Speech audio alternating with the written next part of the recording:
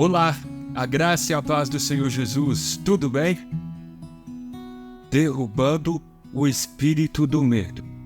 Amém? Você crê? Meu irmão, minha irmã, o medo, ele está presente no dia a dia da maioria das pessoas, na é verdade? Existem vários níveis de medo, desde a noção de perigo diante de algum risco, até o complexo, o pavor, a fobia, até a mesma o síndrome do pânico. O medo sempre é baseado num exagero ou numa mentira de Satanás para aprisionar as pessoas. Existe uma variedade de medos que assola muito de nós, como o medo simples, que é o medo de inseto, o medo de escuro, o medo de elevador e de injeções. Tem também o medo contextual, que é o medo de assalto, o medo de trânsito ou o medo de uma doença. Observamos também que o medo sentimental, que é uma decepção amorosa, uma lembrança do passado ou o medo do futuro. Tem também o medo espiritual, que é muito importante frisarmos, que é o medo de morte, o medo de pessoas que já morreram, até mesmo de fantasmas. Vivemos em uma geração onde o imediatismo e a velocidade de resultados se tornam cada vez mais valores essenciais para o desenvolvimento da sociedade. Certamente, não é de se admirar que o medo vem se manifestando a ansiedade nas pessoas, e ela vem se tornando um transtorno deste século, tomando as nossas noites, paralisando as nossas atitudes, precipitando as nossas decisões que nós temos que tomar.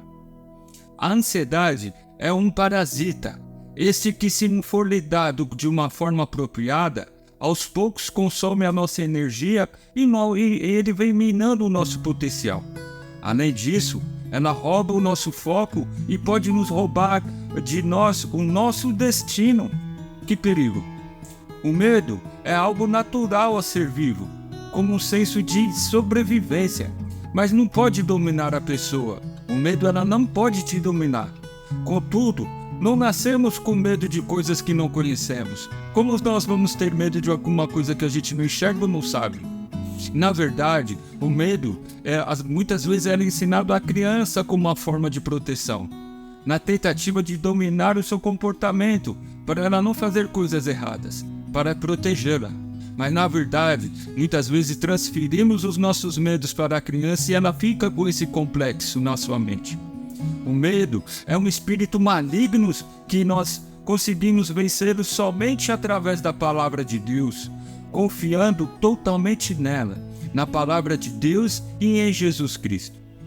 Na Bíblia, ela traz a expressão não temas 365 vezes, ou seja, uma para cada dia do ano. E toda vez que Deus se comunicava com os seus servos pessoalmente, ou por um anjo, iniciava essa conversa com essa expressão, não temas. O que torna o problema do medo ainda pior é o fato que justamente aquilo que mais tememos, aquilo que nós pensamos frequentemente nos ocorre, não é verdade? E às vezes é pior até mesmo do que nós antecipamos ou pensamos. Acredito que todos de nós já passamos por essa situação, não é verdade? Li também que Charles Swindoll, um pastor teólogo texano, por exemplo, já passou por muitos momentos destes na sua vida, pensando em situações de medo e aconteceu com ele. Além de tantos outros homens, não é verdade? Ou homens e mulheres de fé, já passou pelo mesmo processo. Eu e você já passamos, eu creio. Quando o medo coloca suas garras firmes em nós, ficamos paralisados e nós vamos nos tornar a sua presa, uma presa do medo. Agora, se o medo se tornou uma opressão diária ou se você é vítima frequente dele, o Salmo 27 será muito útil para mim e para você. Trata-se de uma canção cujo propósito é retirar as garras profundas e paralisantes do desespero e fere e escraviza a nossa alma. O salmista, ele declara a sua confiança plena no Senhor. Mesmo ele em situações difíceis, ele declara nesse capítulo 27 a sua confiança no Senhor, dizendo desta maneira: o Senhor é a minha luz e a minha salvação. Por que terei medo? O Senhor é a minha fortaleza e a minha vida. Então por que estremecer? Quando os maus vierem para me destruir, quando os meus inimigos e adversários me atacarem, eles tropeçarão e cairão. Ainda que um exército me cerque, meu coração não temerá. Ainda que invistam contra mim, permanecerei confiante no Senhor. Tremendo, não? Se nós explorarmos esse salmo, notamos que são palavras de uma pessoa que passou por um pedaço difícil da sua vida, um momento muito difícil. Quem escreveu não conseguia identificar com folga o que aqueles, ou quando estão indagados sobre os seus problemas, e eles falam assim: vocês não sabem o que eu estou passando. Parece que ele está desabafando com uma outra pessoa. Davi escreveu, não se sabe quando, mas eu vejo que há 3 alternativas quando ele escreveu esse salmo. O primeiro foi quando Saul o perseguia. O segundo, quando Absalão, seu filho, em rebelião, queria destroná-lo. O terceiro que eu vejo também quando ele escreveu isso, quando em guerra contra os filisteus. Lembram quando um descendente de Golias quase o matou, mas Abissai, um de seus valentes, o livrou? Acredito que foi uma dessas formas que ele escreveu. Seja como for a situação do que rei Davi passou, era grave, e havia uma plateia naquele tempo que tentava destruí-lo. Mas o seu momento era crítico. A pessoa que mais ele estimava, que era Saul, o filho que ele amava, Absalão, tanto um como o outro queriam uma vingança contra ele. Fosse a frustração com amigos, parentes, ou seja, perseguição de gente inimiga, o fato é que o homem, segundo o coração de Deus, sofria indescritíveis hostilidades. O medo, porém, não paralisou ele, pois ele sempre confiou no Senhor. Ele sempre adorou ao Senhor, independente da circunstância que estava à sua frente. Esta é a maior arma que temos para combater o medo, confiando na palavra do Senhor, confiando no Senhor.